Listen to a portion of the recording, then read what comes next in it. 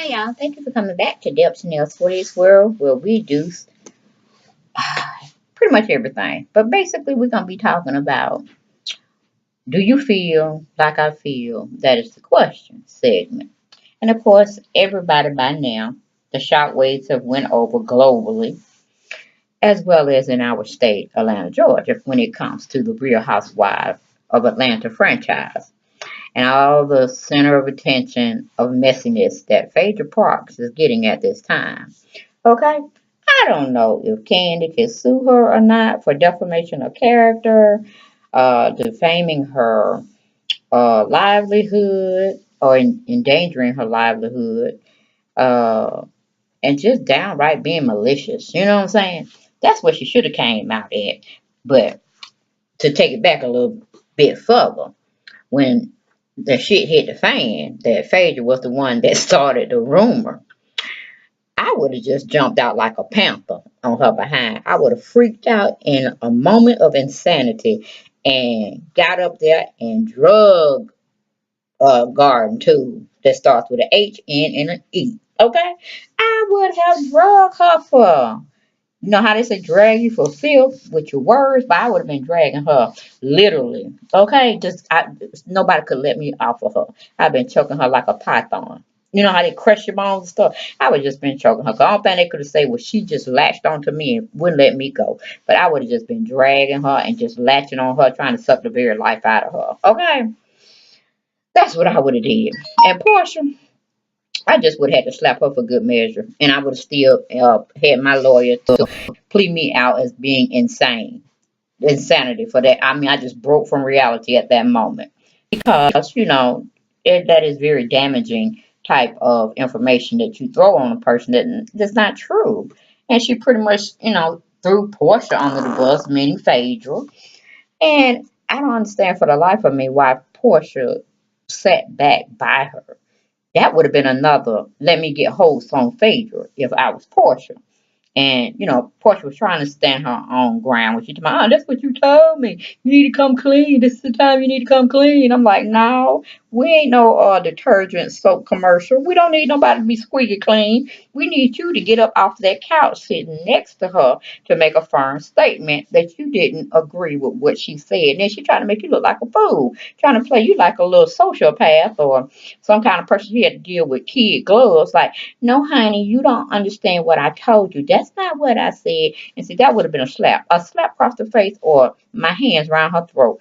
Then everybody would have realized that I had a snap of judgment. I was going insane for the moment because she was threatening my livelihood at this nation, as well as being, on the Real Housewives again. But she just made you seem like a little person she played checkers on, even though she was playing chess from the beginning. I don't know what kind of mess Phaedra got going on her mind, in her mind about Todd and Kandi and Mama Joyce and getting revenge. But she just like one of them lifetime stories that you look at and she just running amok. She going around taking care of everybody. I mean, trying to kill them or trying to make them seem insane, stuff like that. But it seems like Phaedra Park has really snapped her wig this time. I don't know who she would get basically to come into her office and wanting them to defend her. Because legally, by rights, all lawyers are liars. Whoever tells the best truth in court, whether it's a lie or it happens to be the Lord's truth. Guess what? It's a story they have to tell, and whoever makes the best presentation wins the case. Justice is not always served. But when you're sitting up there, talking against another person's livelihood, that's another whole string of beans in the basket, okay? So my thing is, while Kandi sitting up there getting, oh, I could have, oh, and crying and all this, I was like, let me call my lawyer. Let me call my lawyer and see if is he watching the show? Or we have to play it back. I'm going to get Andy and his execs, Andy Cohen that is, and I can see if I got to sue him too, because he put me in a situation that I shouldn't have never been in the first place. But, if Andy was squeaky clean and he didn't really know about this and his first take, yeah, he was pretty surprised himself. So of course, Phaedra called, what her name? Kandi collateral damage, where it seems like Phaedra tried to use both Kandi and Andy as collateral damage. And so he wasn't feeling that. So he had to clear his name and clear his conscience, I guess. It made good for pay reality TV, and he got paid by the many of views that he got in for the first 3 episodes of the Housewives. And of course, everybody gonna tune in again and watch that last episode. But it really could have been in just 2 parts, but he had to milk it because that's what he do. He's drama filled. He's on this platform, and he need to make his money. And that's basically what it comes down to, making that old nasty dollar that sometimes get people in trouble. That's why they say money is evil. Money is the root of all evil. And you can see why. It's what people do with that money that definitely explains the root of the evil. Okay? It's not the money per se, because you can do good with money. But I understand Kandi. I'm like, that was like pure fighting on that show. That would have been a brawl. WWE or Women's Federation Wrestling. That we would have do some stuff like that. But I was like, Phaedra has lost her way. She definitely has. We all need to put her in prayer. Because if she was a prayerful soul at one time, I guess it was that money that got to her. Because, she ended up losing Apollo and messing up her kids' lives without their father. And then she sitting up there mad because Kandi seems like she has it all.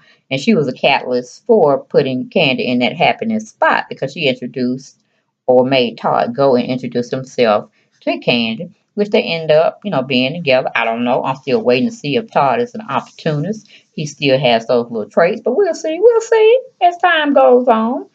But like I said, people that live in glass houses shouldn't throw stones. And Kandi, you live in a glass house, so I think you better take heed of some of these stones you're throwing, because they might come back and hit your house, and it may start crumbling down. So watch what you say, watch what you do, because like I said, you and Phaedra was like freaking frat at one time. And if she could do that to freaking frat, if you try to sue her, which I think you should, because or see if anything's there to do when it comes to your business interest. But you just know she might come back again even heavier. So it could get more nastier than clearing everything up. And skeletons probably will fall out of Kandi's catalog of wonders as well from her lifetime story. Okay, so everything could be still getting good, gossip, juicy, sitting back looking at it all. But hey, it just is what it is. But to basically complete my do you feel like I feel, that is the question segment, let me read you what 2fab.com had to say about this whole ordeal. We have the Real Housewives of Atlanta reunion moment when Kandi Burruss was done. Okay, put a fork in it. It's done with Phaedra Parks, and if she will sue. It was something she did with Ryan Cameron, but we go Ryan Cameron morning show, or is that afternoon show? Yeah, I forget, because I don't really too much listen to V103 anyway. Um, Goes on to say, Kandi Burruss is speaking out about the fallout from the explosive Real Housewives of Atlanta finale. In an interview with the Ryan Cameron morning show in Atlanta on Monday, Burruss broke down how watching the final episode back made her feel about the ongoing mess with Phaedra Park. All season long, Burruss fought allegations she and husband Todd said they wanted to drug co-star Porsha Williams and take advantage of her in the reunion. Phaedra confirmed she was the one who relayed the information to Williams. And I can't say, if Kandi's so open about her sexuality, meaning liking both men and women, things of that nature, that's cool to be sitting up there wanting to have sex. So I was like, okay, why would she have to drug her? That Porsha, a grown ass consenting woman, and of course, Todd and Kandi are too. So why would that even have to take place? Especially if they had a serious kiss between the two, meaning Porsha and Kandi. So I don't know why anybody would want to keep spreading that lie, because I'm like, they probably could have been, taking drugs amongst themselves, but Kandi would not have to do that, nor Todd, because it seemed like they all were hot for one another. So that should have been a rumor dispelled already. Cause freakiness is just freakiness, you know what I'm saying? So no, I wouldn't have even thought that they would have to go that far to even try to get Porsha to come over, or even have that time spent in a club or whatever and have a conversation. So, okay, well, come on back to the house. That's all they had to say, and Porsha would have been there, okay? Because she loves a good turn up as long as she got Hennessy there. She's also told us that too. That was just my sidebar. Then we go on back to the story where Candace said she didn't have much to say for herself, meaning Phaedra didn't have much to say for herself after it was found out on the show, with Phaedra pretty much admitting that, yeah, she started the rumor, even though she tried to play it down and said she heard it from somebody else. She was trying to cover her tracks, but yes, she was sweating. I don't know why Andy was saying, oh, she was looking too cool and calm. No, she looked like if anybody would have shot some more bullets at her, she would have, what do you call it? Burst into 100, 1,000 pieces on that stage. Okay. But anyway, Burris also explained, she said, I wanted to make sure you had the information because she knew me and Porsha had a sit down. And like, no, you just wanted to make sure she said that on camera. Because, that's what Porsha likes to do. She's a little puppy dog. She takes bones and assimilate them throughout the cast to have a storyline. And of course, I could see uh, Phaedra playing checkers. Well, Phaedra was playing chess on Porsche checker game, okay, or X and O's because Porsche can't go that far up. I lost Porsche lost my respect when she talking about some doggone underground railroad, and where the train at and stuff that they travel back on. I lost respect for her way back when, and she didn't come out that card deck ever again to be played that I was having in my hand. But she basically wouldn't have had nobody to film with because nobody really wanted to film with Phaedra. I mean, everybody was just talking about her on the show and probably didn't want to, deal with her. They didn't have to because they had their own storylines going on. So, she wasn't trying to film with Porsha, which was her main ace boon coon to align herself with to get that paid TV time. She had to go and, meddle with Cynthia, and because Cynthia didn't have too much going on herself either. So, it just is what it is. Phaedra played chess on their behind this season, and she pretty much won by getting the fame and fortune. But then it seems like she's gonna be using that fortune to pay some litigation going on. So did she actually really win, people? But then we go on and we say we go back to the story they had did on her. That was just terrible. I felt like she had no remorse. It was like, whatever. I'm like, Kandi, you get the real story of Phaedra. What part don't you understand? I need either sue her or sit the hell down and pretty much don't come back on the show because I think you've had enough, or you should have had enough of how people can run you through the coals, break you through the coals, and leave you for dust. Okay? So maybe you need to take all your money that you have definitely gotten a free publicity to promote your stuff and go on and be the businesswoman you deserve to be and you can be. Just, it's just too much. And Nene had to take a break, you need to take a break. Okay, then it says it was cool demeanor that really had Kandi heated. I'm like, no, she ain't heated enough because I don't think she's doing is crying. She ain't put hands on. She ain't doing a sanity plea, and she definitely ain't or shouldn't be trying to be a part of this show anymore. Hell, be executive producer or something. Go behind the scenes and direct. You ain't got to be on that platform, But I don't know. Maybe do you, girl? Do you? Whew, but when I saw Phaedra, this is what she said, go into the room with Porsha, and she's like, well, something would have happened. I would have felt bad. She was still talking like it was true. I'm like, Kandi, what part did you not understand? I don't think you had to hear her say, which everybody else on the panel on that stage heard it. Why you have to keep, drudging and dragging what you know you already heard? Okay, as well as the viewers. So the viewers would have had your back in court, every last one of us. Okay, we'll say, oh yeah, Phaedra did say that. That's no doubt. Because she could have just ended the reunion like, I'm about to call my lawyer. I ain't got nothing else to say on this issue. Because I got to get this woman. I don't know why she's after me, but this is where the book stops here. Good night, everyone. I would have walked out just like Peter Thomas did.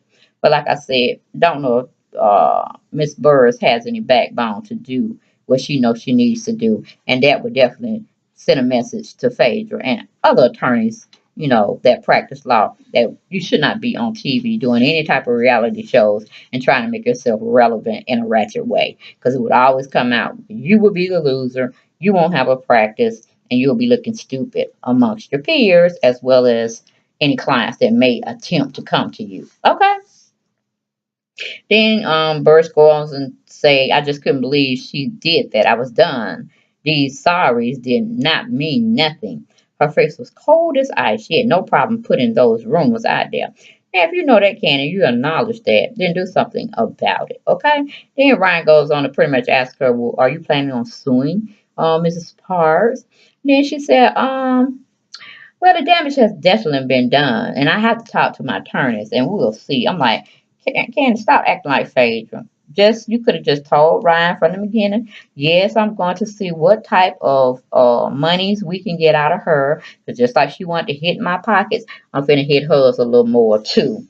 But I'm gonna do mine the correct way, and that's all she had to say. You know what I'm saying? Be upfront with shit. Everybody know that's what they would do, pretty much. They wouldn't let that shit slide. I can tell you that much. But it just is what it is, y'all. But that was my commentary on the Real Housewives reunion and the aftermath that has definitely followed this cast, mostly Phaedra, Porsha, and Kandi Burruss. Okay, we'll continue to look at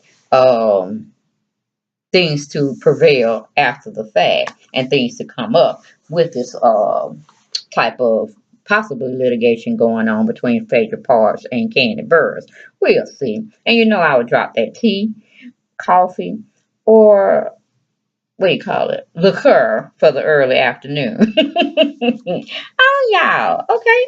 But that was my segment of do you feel like I feel? That is the question. And I really feel, yes, Phaedra Parks needs to pay some type of damages, need to go seek some psychiatric treatment, and definitely need to sit herself down when she talking about defending people uh, with the law because evidently she don't know the law. Okay. Bye-bye.